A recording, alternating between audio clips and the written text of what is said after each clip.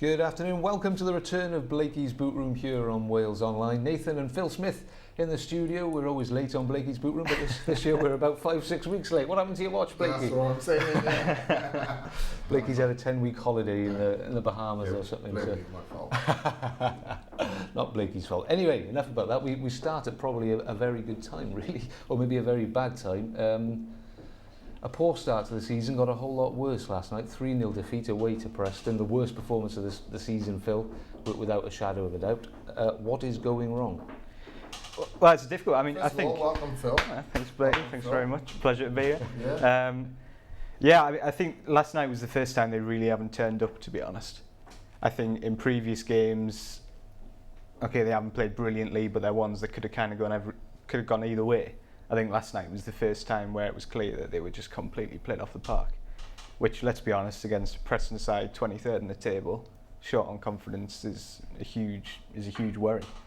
In terms of what's going wrong, it's difficult, really. They've just lost that. I think when Russell Slade left, you had this competitive team who were decent at the back, but maybe a bit lacking. And I think we all hoped that when Paul Trollope came in, that he would be able to build on that.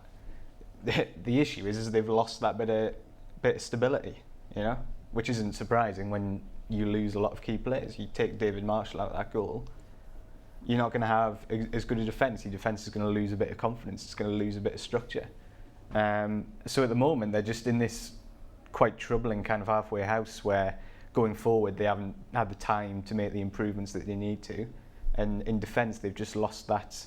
They've lost that solidity that they had last season, which is a concern because it's both boxes are where games are won and lost, and it's in both boxes that Cardiff aren't getting it right at the moment. Yeah, really interesting stuff from Trollope last night after the game. To really had a go at the players, very un-Trollope-like, I think, from what we've seen from him so far. Accused them of lack of heart, lack of desire, lack of hunger. Those cliched but important words. Would you be surprised to hear him talking like that?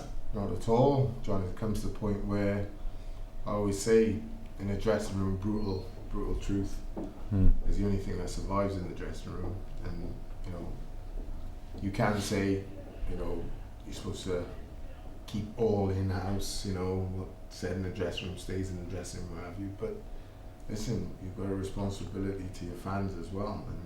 And travelling fans, whether it's 1 or 100 or 10,000. I think on last night's performance, if he feels like the fundamentals were wrong, or the fundamentals weren't there, heart, desire, he's got every right to come out and say those things, because when all's said and done, two things I always say from a player's perspective: a manager's got to trust you, and a manager's got to rely on you. Why? Because once you step over the white line, you are a reflection of him, basically.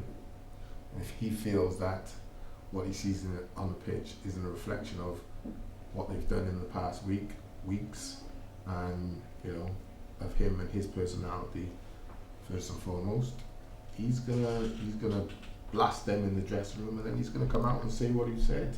And maybe it's the shot in the arm that they need, or the kick up the backside they need, because at the moment you can't say throughout the season that they've clicked into gear. They've got some talented players on paper. The names are there, and the names have always been there. I've always said the squad is decent, but this season they're not performing. My worry is that Charles was the coach last year, head of coaching. Whether he coached or not, or how much he coached or not, we don't know.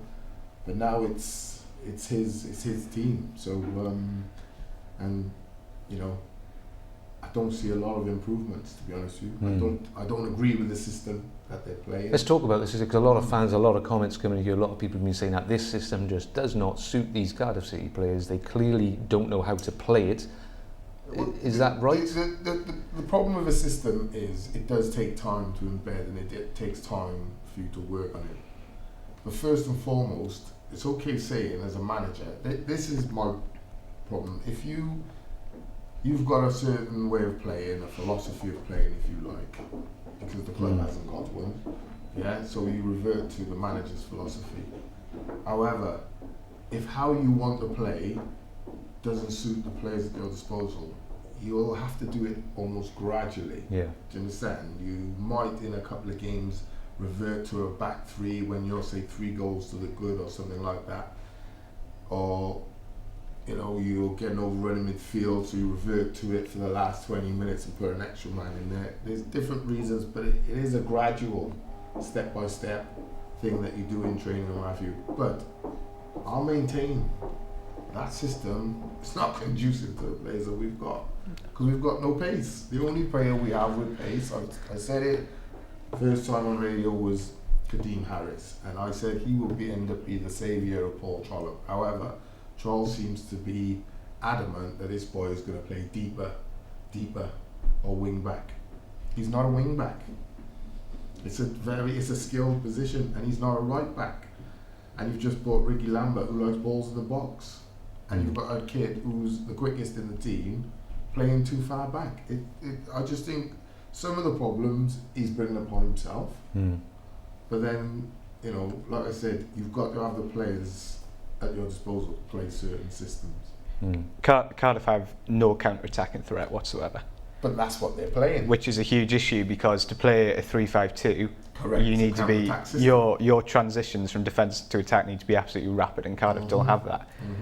Too often at the moment, Cardiff will have 7 or 8 players in their own half because they're playing with a back 5 and their 2 wing backs aren't used to it. So their instinct, which is understandable, is they drop too deep because they don't want to make a mistake. Well, I think that's what you do as a player. You think to yourself. You don't think to yourself first thing, oh, I'm going to stand the other side of the winger or fullback and give him a problem. My immediate reaction is to make sure he doesn't provide a goal against. So you're automatic thinking, right, let's make sure defensively at least I can get Kane there, and the manager won't have a go at me, I won't be exposed. But if you're the wrong side and the ball breaks and you're 10 yards and everyone says, what are you doing in that position? That's the problem. And it's too often the ball, you know, Cardiff, they have, especially at home, it's a real issue because they've got 7 of their own players in their own half against teams like Reading. And I can understand why fans get frustrated by that. And when Cardiff finally get the ball back, it goes up to the front man and there's no runners because there's no pace. You know, there's no one going in behind, there's no one getting up in support of him. And to be, I have to be honest, I don't see how that is going to change. There's no sign of it progressing, is there, and getting better? The players you've got. No. So I'm saying they're not stuck in their ways. They're just, I'm saying, like Phil says, in order, like someone like an Adiemi would have been better in this system. Yeah? Because if you look at Rowles, Whittingham, Gunnarsson, Rowles you would say can play a bit but is a decent solid midfielder. Gunnarsson can definitely play a bit and he's the person who I would have as my bull in midfield. But then Whittingham, who didn't play, in a 3 you'd play him as your passing, you know, try and get him spare as much as possible in that kind of Pirlo role. So less responsibility, you know, sweeping in front of the back 3 or 4, and also able to go in advance and go into little pockets where, like I say, he's not got any responsibility to pick anyone up. So that would be better. But then if you're going to have someone like Whittingham, because his passing is so fantastic, you have to say, you have to have release balls, you have to have release runners. And this is the huge issue, because Cardiff had one player in their squad who was a good wing back and knew how to play the role, and that was Fabio. Exactly. And now, okay, Fabio had a release clause in his contract, and when Middlesbrough met it, he had to go. But to me, I think that's pretty poor planning to have a system where you have one player you think this guy is going to be brilliant, and in pre-season he was flying, and then the day before the season a bid comes in and he's gone, and there's no real replacement there. And in pre-season it was so telegraphed what Cardiff were going to do, in that you had Pete Whittingham playing in this like Pirlo role, if you like, and you'd build up possession, and then one of your wing backs would get forward and Whittingham would play these lovely diagonal balls where he's got no rival. He is superb at that. And then you have a bit of width, you have someone in the final third, and there's a few things that have gone wrong. I mean, one is that Fabio went without a replacement, but also, you know, he's a young lad who's come back into the team. You can understand why he's cautious, but Declan John looks tentative at the moment.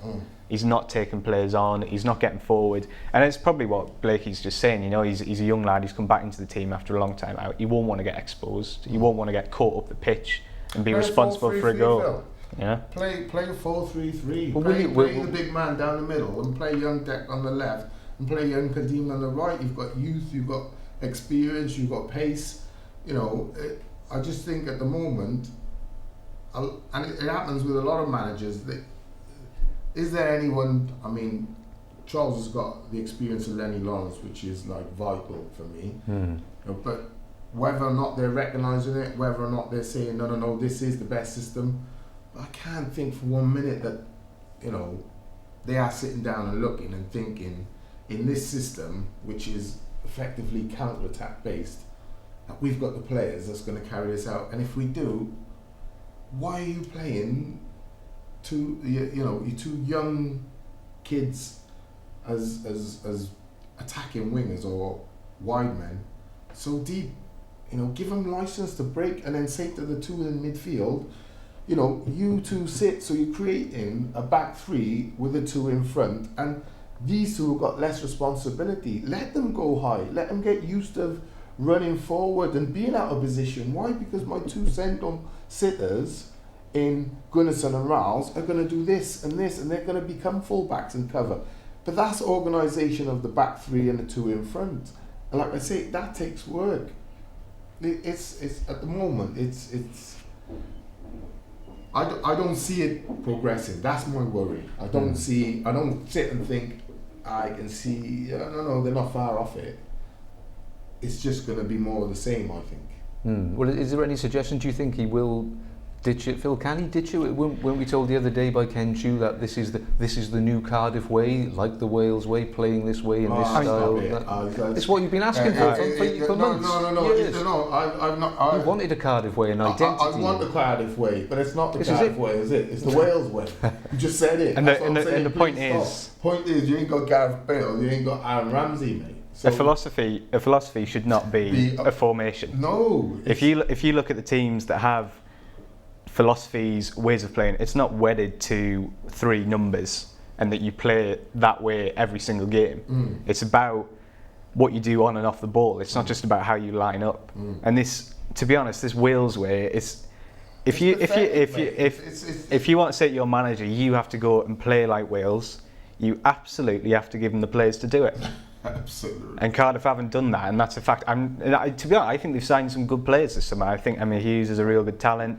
Jazz Richards is a reliable right back. I like him. Ricky Lambert's brilliant. I think he'd be good at this level. But they have not recruited players to go and play like Wales have. That's a fact. And you know, there's no quick fixes off the field in terms of some of the things that have gone on in the past. But if you think that just going to 3-5-2, and it doesn't help Paul Trollope either, because if you sit down in a press conference and say to Paul Trollope, "Are you trying to play like Wales?" He will tell you, "No, I'm not. Wales was a great thing. I enjoyed it, but that's not what we're trying to do. It's something completely different." So it's just like it's frustrating. Didn't he say at the start that he wanted to play similar to how Wales were playing?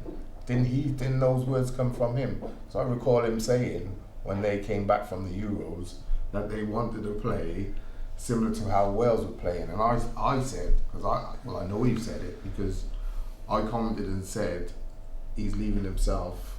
I think he's always had the caveat of I don't mean in exactly the same type of words, but well, you can't do exact because you'd have to have the exact type players. But he wants to go in that sort of direction.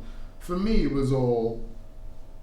There's been so much doom and gloom around Cardiff for such a long time. The Wales Euros, let's be fair, showed the country just how uplifting football can be, and one enjoyable sport, and one enjoyment, and the togetherness that can be created. Cardiff, for me, have tried to jump on that bandwagon. I'm telling you now, rather than have their own identity, own philosophy, Cardiff just thought, I've seen some things, which I won't say on air, but I've seen some things, you know, like I say, details with people and what they were doing, saying, and I just thought to myself, it's because you've not got a plan. Yeah, because you personally haven't got a plan and not sure how this thing called football functions, you grab onto the nearest thing which is successful. Now, would we have been saying we'll play the Wales way had Wales got knocked out in the first round? No. Is the simple answer And to that. and the other thing is if Gareth Bale gets an injury, will Chris Coleman play 3-5-2 every game without Gareth Bale? Probably not. And that's the point. It's not about what system you play. You have a philosophy, and then you take the players and you say, how can I best mould them in a formation that can suit what we're trying to do? But that's what Trollope did. Trollope believed that this was the best. It did. He believed his players suit this system. The Wales, he did say in the beginning the kind of the Wales way. It was from him. Well, taking the Wales thing out of it, he believes that this. And also, actually, in fairness, they're not mimicking Wales either. I mean, Wales, you have those 2 number 10s behind the centre forward. Paul Trollope plays, or he has done since Ricky Lambert came in, with 2 proper strikers. Do you know what I mean? It's not the same thing where you have 2 players playing off 1 striker. With Cardiff at the moment, they're playing one man as a number 10, and then you have 2 Pilkingtons effectively playing as a second striker. It's not exactly the same, and that's what I mean when I keep hearing people talk about the Wales way, and it's just not what I'm seeing on the pitch. But I mean, I don't know. Would a 4-3? I think a 4-3-3. There's no quick fixes. Is the simple answer to that. Might it be a better use of the players they've got at the moment? Probably, yeah. But Okay. yeah. Let's stop talking about systems for a few minutes, and let's have a few loads of comments today. People have obviously missed you, Blakey. Hey. We have as well. I miss full stadiums. Didn't get a cup of tea though. Phil made himself one. Lord Vader, when he looks after us. Well, exactly. So Loads of comments, all very negative. I'll be perfectly frank with you. Anthony saying Trollope has clearly lost the dressing room after the public lashing he gave the players last night after the Preston game. Trollope has never managed in League One, let alone Championship level, and it's showing. Another one here from Stuart: sack Trollope and bring back Dave Jones or Mackay before it's too late. Steve: Trollope is clueless. He's a good coach but a poor manager. A few people sort of saying that, which I suppose is something you're always going to get thrown at. What was the first one? Sorry, John. The first one was about him losing the dressing room. That is what I was thinking today, reading his comments. That is key.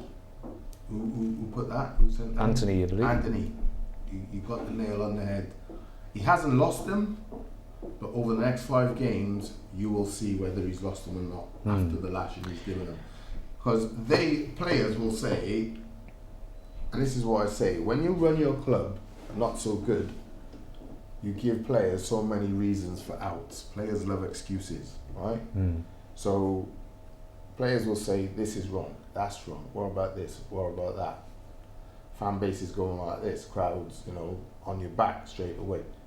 They got so many excuses because of the overall, structure of the club isn't great. So you've got so many outs. Or you change your manager too frequent. Oh, well, I signed for so-and-so. Oh, I don't believe in this. And yeah. So that lashing will do one or two things. It'll either divide them even more, or kick up the boys say, right, listen, we can't be going to Preston, which is what they should be saying. We can't go to Preston, regardless of what system, regardless what who the manager is. Us as boys, a group of lads, we can't be going to Preston and getting dick 3-0 like that. We have got to absolutely, we owe it to ourselves first and foremost. We owe the gaffer one. Yeah. We owe the fans a few. So come on, fellas, let's pull up our socks. If you see that reaction over the next 3 or 4 games, back in the dressing room there, well, you could tell by his language. Back in the dressing room. Over the next 3 or 4 games, I think that will create a bit of momentum. If it goes the other way, then you're gonna see casualties, I would say. One thing that's really important as well is that he gave them a lashing last night, but he's come out and defended those players after some bad results so far this season. He came after Reading, which was a bad result at home. So he's given them cover. Yeah, he's come out then and defended them and said they've done what I want them to. Opinion. That's what I'm saying. And I don't buy this that he's turned on his players or that he's sort of like he hasn't. He's come out after some poor performances and some poor results and he's backed them. And last night, the result speaks for itself. And I have to say, if Paul Trollope would come out and not had a go at his players, he would have been absolutely panned. And people would have said he's deluded, he can't see what's going on. So you can't have it both ways, And I do have a little bit of sympathy with him in that regard, because sometimes you've just got to call a spade a spade. Players do have it both ways. Players, yeah. That's what I'm saying. If you've got anything going on upstairs or anything like that, or there's negativity in one fashion or another, they will use it to get out. It's like, I don't know, they're last to blame sort of thing. They're first on a Saturday, but you can't sack 16 boys, you can't sack 11 men, do you know what I mean? So eventually it will be the manager and his staff will cop it for their poor performances. But then, like I always say, attitude reflects leadership. They are a reflection of him. Yeah. Okay, well, we'll have some more comments because there's been plenty of them. Maybe looking at what you touched upon earlier from Philip Samuel. Diabolical decision to sell both number 1 and number 2 goalkeepers before in the transfer window, and then promote our number 3. The decision seemed rushed and was not thought through, in my opinion, especially as there is no loan window. I mean, the suggestion, well, they said I think they've actually publicly said they sold more because they didn't believe they were going to sell Marshall. Naive. There was always a chance that a Premier League team could come in for Marshall. There was a lot of chat earlier in the summer that Hull were interested in Marshall. Yeah, it's a bit naive, isn't it? You've got two conflicting sort of reasons coming out, which is it was the FFP or it was Marshall wanted to play Premier League, or do you know what I mean? So there's conflicting reasons why but either or, you don't sell your number 2 keeper. I don't give the chance of, even if there's a sniff of Marshall going. He couldn't have said it the day he went if he wanted to leave. And okay, if the bid come in from Hull last minute, if I'm chief executive, I'm sat there thinking my major asset is him. So let's prep just in case someone does come with a last minute bid, which often happens on transfer deadline day. Yeah, let's prepare just in case that happens. That if someone calls us at 10 o'clock, transfer deadline day, in the morning, we can make a call to this person to get our backup keeper because we've got our number 2 going to number 1. That's kind of like planning. I mean, the other thing as well is that it's not difficult. Cardiff haven't just lost a shot stopper, have they? They've lost a guy. He's a real leader. Well. And I think sometimes there's maybe this bit of perception that Marshall, maybe wasn't allowed enough to be captain, quite a quiet guy. It's not the impression you get from the camp, and he was such a big leader, such a big experience that you can't. I don't want to have a go at a young player or anything, but you can't put someone with no experience in his place and expect. I've played with quiet captains, just those leaders by example. Yeah. It's not. It is important to talk and what have you, but you don't have to be a ranter and raver and foaming at the mouth every time a goal goes in or what have you. You can lead by example.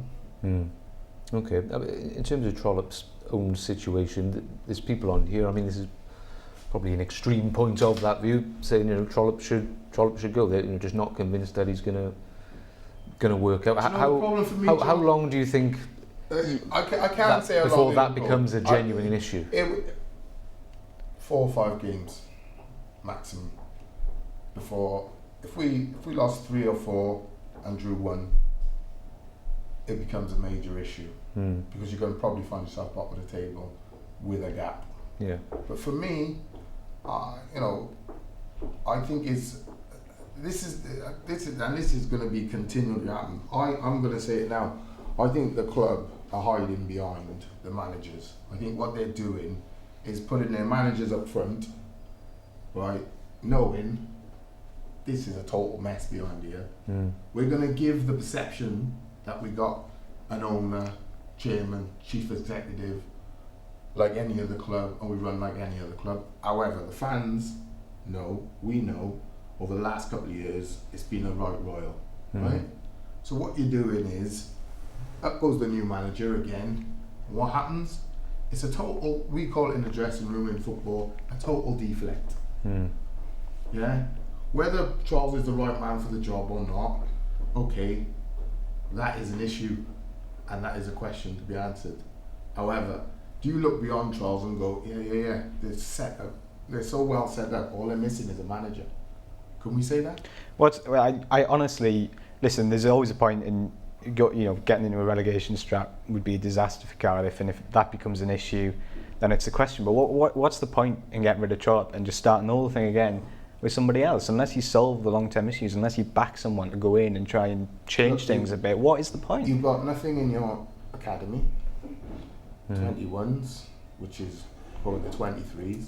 You've got nothing come through there for many a year, right? Declan probably being the only one, right?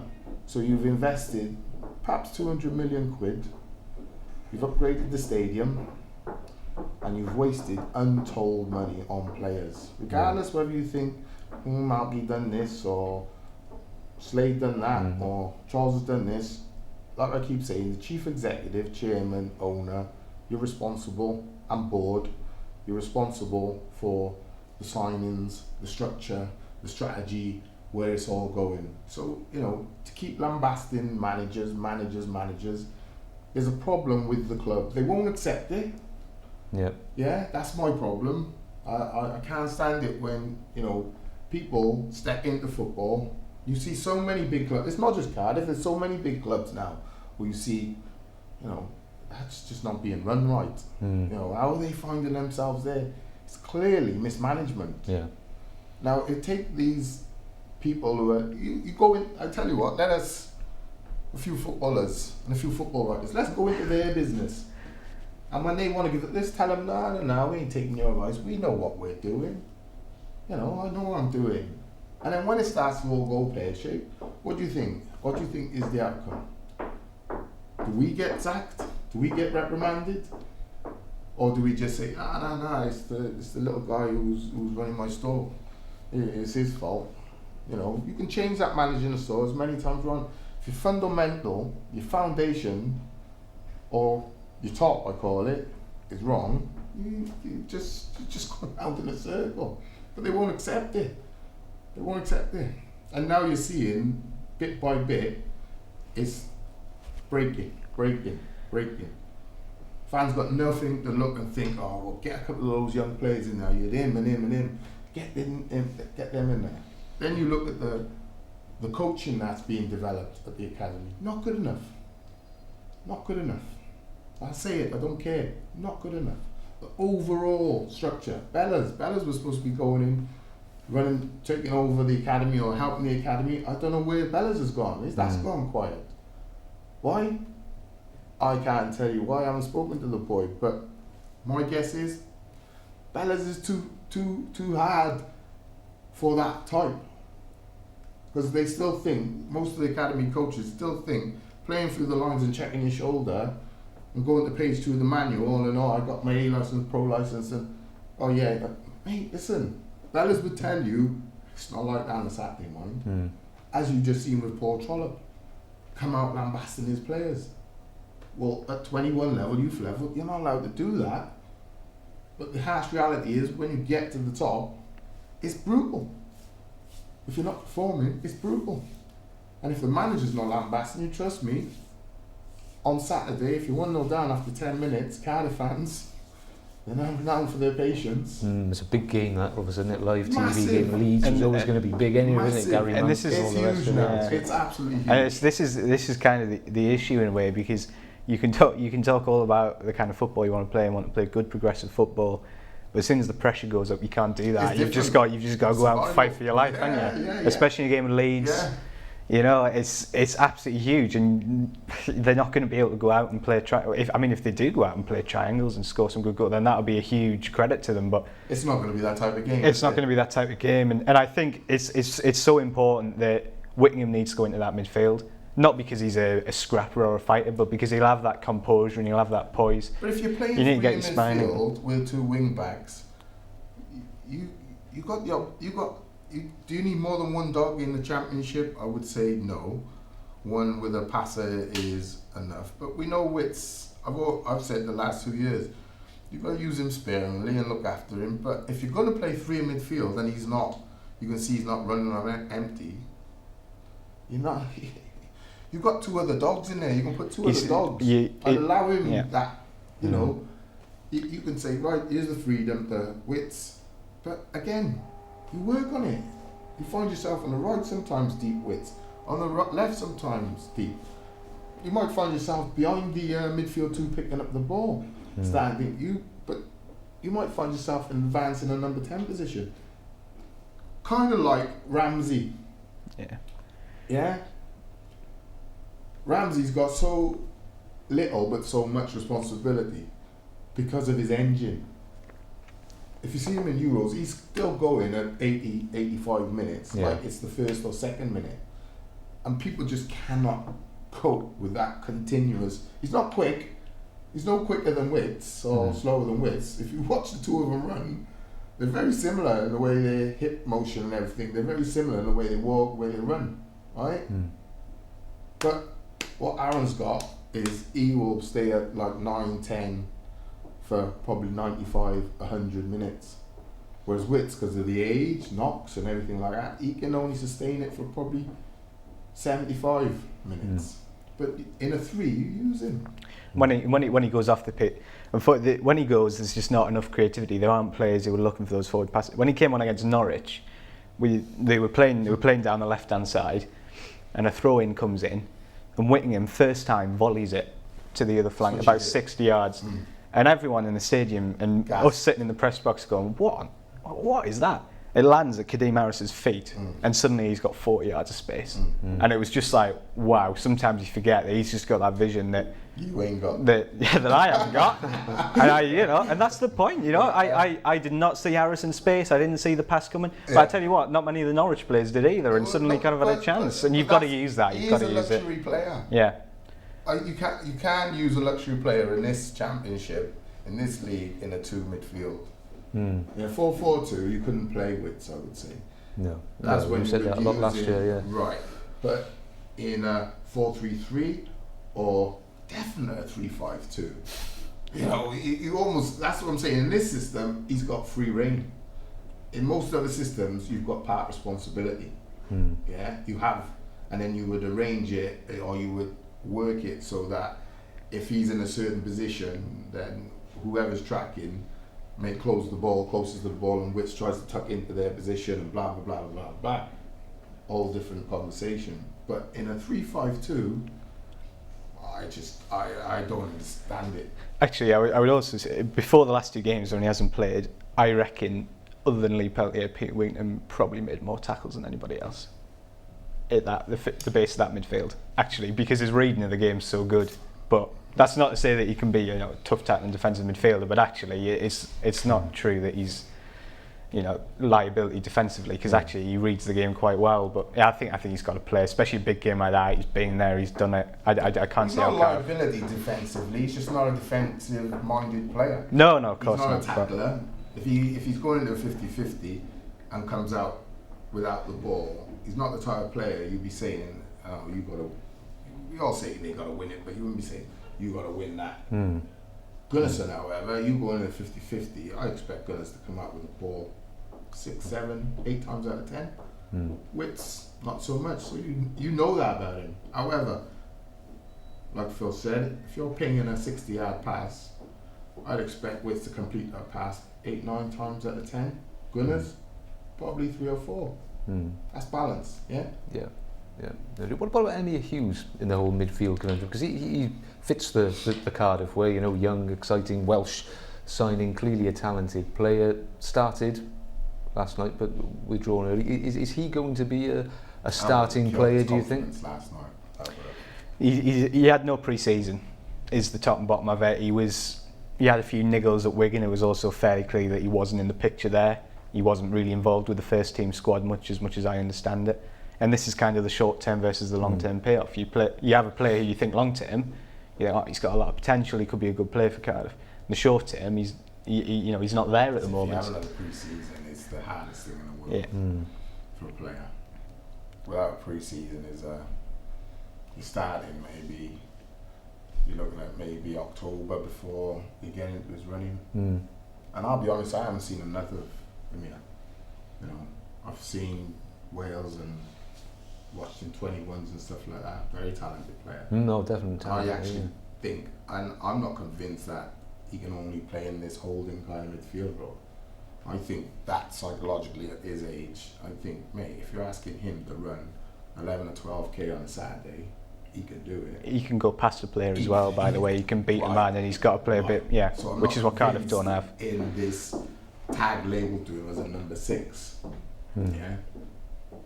I think if he gets that out of it, well, I don't know whether it's in his head or not, but I think if they get away from him thinking that he's a holding type of ball player, mate, I think he can be so much more. I think he can be that box-to-box number 8 that gives you that bit of individual brilliance. I've seen him score some very stunning goals in his time. Absolutely. Yeah. I mean, he played as the kind of the tip of the three last night. He had Gunnarsson and Rose in behind him, and I think that probably is his best position. But yeah, you're short term, you can't expect him to come in and work miracles, and this is a difficult thing. You can listen, like 22, is he? 21? Yeah, something like that. Yeah, and you listen, like Cardiff fans have every right to look at what's going on and be concerned and be frustrated, but it's a difficult balance, isn't it? Because the squad at the moment it's lopsided, and there's not this balance, and some players aren't quite at it in terms of their fitness, some players aren't quite at it in terms of their performances. And the reality is, until Lambert and Hughes get up to speed and they're at the top, we just don't quite know what level this Cardiff team are going to be at. Kadeem Harris has been great. Is he going to be able to sustain that? Well, he's got the ability, but we haven't seen him over a full season, have we? And there's just still, and this is the concern, that there's just still so many unanswered questions, I think, with so many of those players. And it doesn't help, of course, when you've got talk about systems and stuff, because that's what Blakey's saying. Players can almost get away with not reaching their level because it's put down to other things. And well, one man who's nowhere near the levels of last season, probably the best player after he came last season, Lex Immers. What's happened to Lex Immers? Why is he not the same player as he was last season? I don't think playing as a false 9 and all that, forget it. You know, I think he can play with his back to goal. Yeah. I think Lex has to play as a midfield advance. I don't think it's swapping around and all that. And you play as a 9. I think it was the game where the guy had a shocker at home. They went Blackman, was it? The 2 goals. Yeah. Shane Duffy. Yeah. He was too high up the park. Always receiving the ball with his back to play. Listen, that's a centre forward's job. You might get away with it for once or twice or a game or two, but don't try and settle into that. You're not a centre forward, Lex. He's not a centre forward. He's someone who, he's not quick, but he's very good thinking, he's good technically. So he should be, and he's quite a physical player. You've got to be playing him looking to run on. And he's not going to get past the defence all the time because he's not quick enough. But you don't have to as a midfielder. You time to run, especially off someone like Ricky Lambert now. Because let's be fair, Lambert's not going to get about the pitch. So okay, if you're in the left back position, screwing the ball down the line and asking Ricky to run into the space, don't. Screw an extra 30 degrees into the centre of the pitch. Let him stand around the middle of the centre spot and runners off him. People like Lex, who, what have you got? You can run all day. That was one of the things last season when he was so strong and fit in the last 15 minutes of games. So that's when we expect Lex to get his goals this season. Okay, he gets the few early doors as well, but they grind teams down. I just think, you're not playing to players' advantages, players' strengths. I don't think. Agree with that, Phil? Yeah, I mean, the midfield in Canaway is a perfect example because Cardiff have probably got 5 or 6 central midfielders who are all of a fairly similar ability. Yeah, I would say.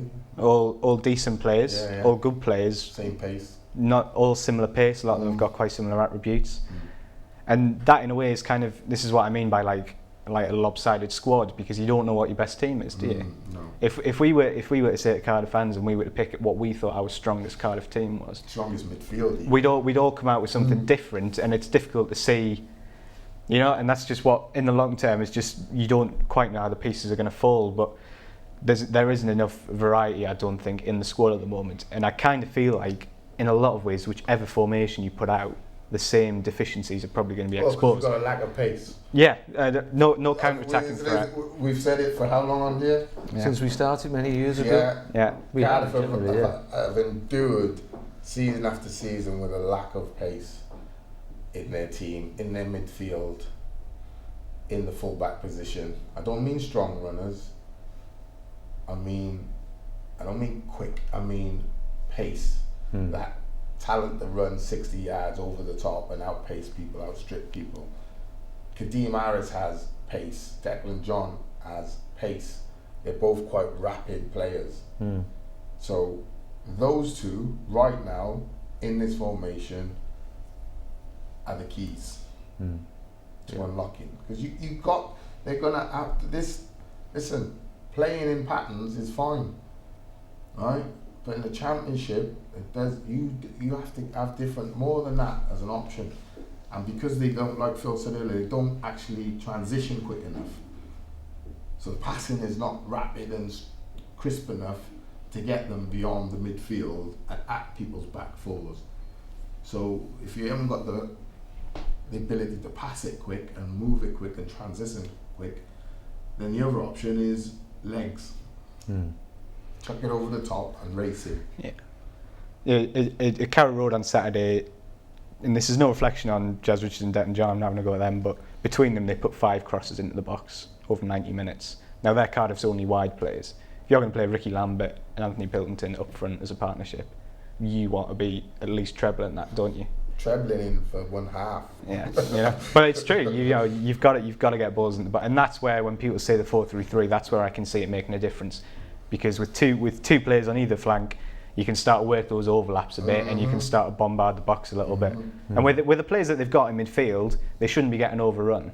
If O'Keefe's injured at the moment, but if you play Gunnarsson and O'Keefe, say, ahead of Whittingham, you're not going to get overrun in that midfield, aren't you? Because those two have got the legs. I mean, I have to say, Gunnarsson, particularly the last 2 games, has really stood up. I mean, he's looked like the player we watched for Iceland, real good player. For me, last season, he was always there. We've seen what Gunnarsson can do. He is for me, he's a very good player, strong player. He's an international. What he's done, he's almost continued his momentum from Iceland and brought it back to Cardiff. And when you're losing games, you see him soon slip back into a lull. He should be the engine driver. Him and O'Keefe, you've got so many options. Whittingham, then you've got the big man Immers, and you have got options to play. But the pace is the vital. You've got to have the pace. Got to have it. Yeah. Okay, let's have a few more comments then. One here from Alex, taking issue with, but I think with you, Phil, actually.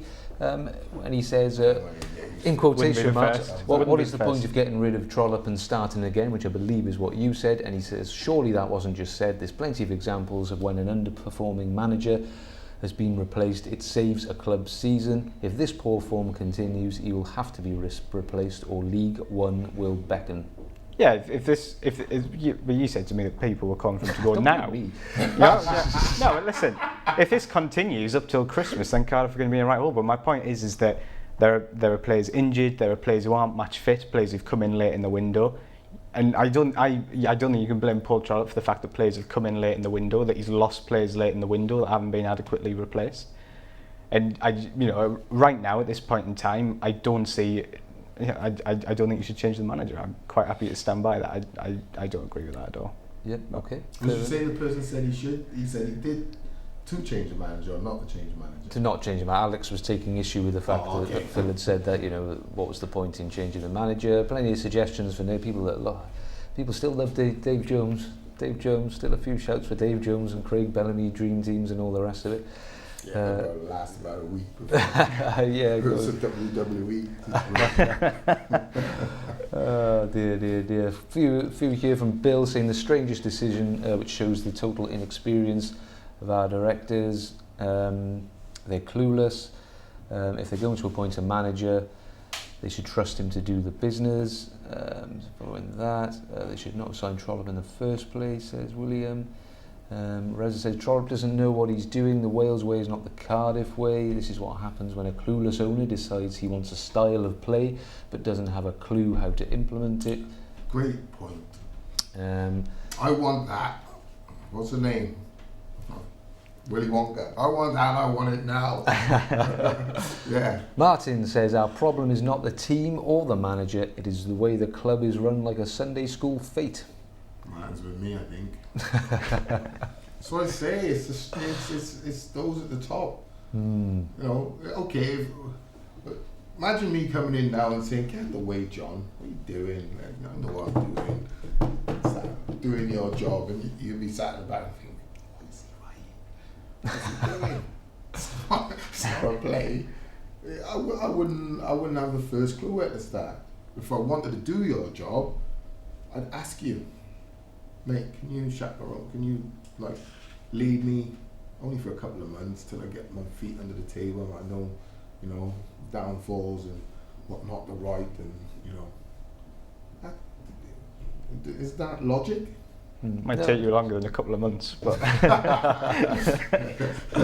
Yeah, indeed. You know, I just think that I do. I think they're playing with it, and I think like it's. I said it. They're trying. Now they're trying to do. You know, I mean, surely you What can. they're Surely you doing- have to give some. You know, they're trying to. Whatever you think about the rights and the wrongs and the truths and the whatnots of the financial situation, you know, they have cut. You know, loads of money off that wage bill. They are trying to run the club What did I say a long time as a ago? business, a normal business. Rich if you people like. only start to try and do the right thing when it starts to feel in their pocket. Well, That is now what's happening. Now you're cutting. Are you cutting in the right place? What are you cutting? Why are you cutting? It's no good just saying, well, they're doing the right thing because they're cutting. You might be cutting the one thing that is your saving grace. If you don't know what you're cutting, if you don't know what you're doing, you understand my point? They might be cutting. You might say, I agree, yeah, you do need to bring the wage bill down. yeah. Well, they've only got rid of rubbish, haven't they? They haven't got rid of it. Well, you know, apart from Marshall and Fabio, which we've talked about. You know, two decisions. You know. Statement that rubbish. Yeah. Well, I'll take some good players they've got. Well, rid of. players who did nothing for Cardiff and clearly wasn't going to work out, you know, for whatever reason. Take Marshall out of the equation. Name me 5 players who, in the last few years, you would say have done brilliant for Cardiff. Can't name any. I was going to say that. No, I was going to say. But that is the problem when it's. I can't think of any this Cardiff is my City point I'm signings trying that to have, say, you know. when it's poorly, you can't keep signing all these players, and so many of the players are either average or below average or poor. There's very few you signed, with the exception of like Marshall, which you go, wow, he's been brilliant. on that note as well, what I would say is, and I really hope I'm proved wrong, but this time, at the start of the next season, I don't think we're going to be looking at, say, Gunongbe and Zoho, 2 players who they've signed this summer. I don't think we're going to be looking at them and going, they are a huge part of what Cardiff are going to do this year. No, I didn't. So you've got, I'd so, agree you, with so, that. you, What's so that you've all got, about? so you've got rid of Makeda, Lafondre, Doyle, Ravel. Great.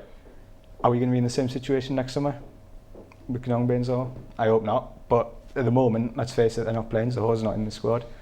As a fresh was, I mean, 99% of Cardiff City signings of the last, say, 3 seasons have just not worked out. Why is that? Because it's not, you know, and you can't, you know, there's got to be something fundamental to that because there's that many of them. We've done pieces on, you know, the 46 flops of the last couple of years. It's because, link the two. Players get an excuse, right? You use literally anything. Good players, though, you know. Absolutely. What's the little Lafondre, little midfielder who was in the Premier League? Little dog. Dali, No, little midfield dog who went to Italy. Medel. Medel, yeah. Right. You not recognise maybe you build a team around him? Yeah, well, that was. I'm Yeah. probably talking about. I mean, they were going to sell him and they got relegated, weren't they, or whatever. But No, but what I'm saying is, you go back to the start of that season. Do you understand what I mean? If you're structured right, if you've got a plan, if those at the top, like, yeah. I look at someone like Huddersfield now. All of a sudden, you get together, you get your structure right, and you devise a plan, and right, you lay it down and hope that it starts to come to fruition. That's basically what they've done. Bournemouth, that's basically what they've done. Burton Albion, that's basically what they've done. It doesn't take money to be successful. It helps incredibly, don't get me wrong, but if that was the case, Newcastle would be constantly in the Premier League. Massive club. Villa would be up in the top 6 constantly. Forest. Yeah. Sheffield United in League One still. Yeah. And that's exactly the point, because the idea, it's gone now financially. Cardiff can't spend their way at the Premier League. No. So now they've got to find that plan. This is what I mean with Troll. I get that people are frustrated. I don't mean it come across that he can do no wrong or anything, but you've got to do a different way now, because we can't spend that. You can't spend your way to the Premier League, so you've got to do a different way now. And I still don't think 7 games is enough time to make a definitive verdict on what he's doing. Can you say that things need to change, things need to improve? Yeah, of course you can, but you look at these other teams. As a board, would I be now sitting with Lenny Lawrence, asking Lenny, right, what is our plan, Len? If I was Kenchu, absolutely. If I was Mehmet, absolutely. Because he's got the experience. Then if it goes pear-shaped, you can say to him, right, out the door, see you later. You've been absolutely no use. That's different, but what they're not doing that. Charles hasn't got, and well, as far as I'm aware, and Lenny hasn't got control over the players who are in and out and blah, blah, blah, blah, blah. Regardless, there's no quick fix to what's gone on over the last 2, 3, 4 seasons. You're generally gonna have to rip it up, start again, and fans are just gonna have to accept, and I think most of them would, that this is a long-term plan over the next 5 years, and it's gonna probably take us, look how long it's gonna take us to get, what, last season we had 50 odd players. You just don't get rid of them, as you've seen. In the end, they've had Lafondra, gonna be worth money if you play him right. Makeda, worth money if you play him right. You're having to just let him go. I mean, there are some uncontrolled. Makeda came out after he was released in Italy and said that he wasn't fit at Cardiff. He said that. He said, I wasn't in physical condition, that's why it didn't work out. That's down to leadership of the manager. And, mate, Cardiff have got how many coaches? There's more grey tracksuits than yellow coats at Butlins, man. There's loads of them. Plenty of coaches. How can the players say I'm not fit? Yeah, you've got analysis, fitness gurus. He does the warm-up, he does the second warm-up, he does the after the game running. There's loads of coaches on their word. How can a player come out and say, no, I'm not fit? And, you know, at the end of the day, he has a self-responsibility also. He does. I mean, to say, you right, can't. I'm not fit. Well, yeah, totally. And I know in the games, after my second wind is coming like at 85 minutes, I need my second wind after about 20 minutes, realistically. So I'm nowhere near, mate, I'll go to the gaffer and say, I don't like it, but I'm afraid I'm going to have to do it. What? A little mini pre-season? Can you devise one for me? Take me out to the final line for a month? I'm just going to, you know, it's not like 10 years ago where you'd be okay, yeah, run around, you know, Cosmeston or run to Llandaff and back, or, you know, they got plans, heart rate, machines, those face mask things. You get your fit. Technical term. You can get your fitness up to speed in about 2 weeks, but still you need games. Well, then you devise it around the under-21s games, right? And in those games, all Makeda would be doing for me would be pressing, closing down like a man possessed, trying to blow his lungs out every time. That's how you increase your fitness levels. To come out and say that, I think that's a bit of a cop out from him. Yeah, well, he's gone now, isn't he? So we'll forget about it. What about? Yeah, never mind. Let's finish then with the game, the big televised game. Give me a formation and a prediction for the result. What formation do you think they should play, will play, and what will the score be? I will play with a 4-3-3, and I'd bring Noon, Whittingham, and Connolly back. Personally, I think you need your experienced heads, and I'm going to say that they're going to beat Leeds. He's going to be one of them, and he'll win every week. I can tell.